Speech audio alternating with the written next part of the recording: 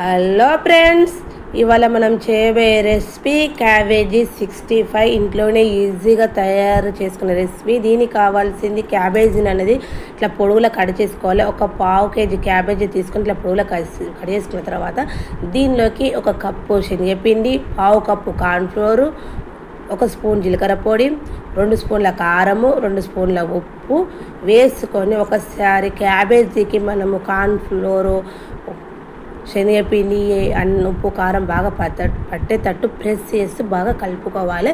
ఇలా కలిపితే మనకు క్యాబేజీకి అనేది బాగా పడుతుంది. వాటర్ అవసరం ఉంటేనే వేసుకోవాలి. క్యాబేజీలు ఉన్న వాటరే మనకు సరిపోతుంది.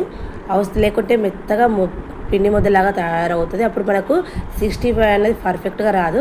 ఇలా కలర్ వేసుకుంటే మనకు రెడ్గా వస్తుంది. ఆప్షనల్స్ కలర్స్ అవసరం ఉంటే వాడుకోవచ్చు, లేకుంటే నేను మాత్రం కలర్ వేయకుండా చేస్తున్నాను. కలర్ అనేది ఊక వేస్తే హెల్త్కి అనేది బాగా మంచిది కాదు కాబట్టి చూస్తాం.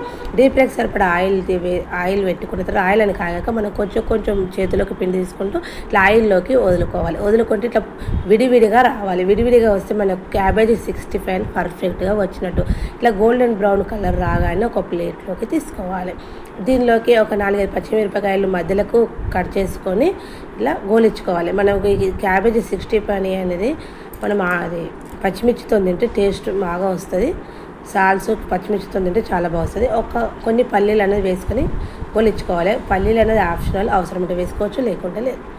మనము క్యాబేజీ 65 రెడీ అయిపోయింది. మనము పచ్చిమిర్చి గోలించుకున్నాము, పల్లీలు గోలించుకున్నాం కాబట్టి మనకు క్యాబేజ్ 65 అనేది రెడీ అయిపోయింది. మనకు పర్ఫెక్ట్గా వచ్చింది. ఇట్లా విడివిడిగా వచ్చింది. ఎంతో టేస్టీ గల క్యాబేజీ 65 అనేది రెడీ అయిపోయింది. మీరు ఒకసారి ట్రై చేసి చూడండి. ఓకేనా? Bye friends. ఇలా కలర్ అనేది వేస్తే కొంచెం మనకు రెడ్ కలర్ అనేది వస్తుంది. కలర్ వేయక చేశాను కాబట్టి ఈ విధంగా వచ్చింది. ఓకేనా? Bye friends. మీరు ఒకసారి ట్రై చేసి చూడండి. చాలా ఈజీ రెసిపీ.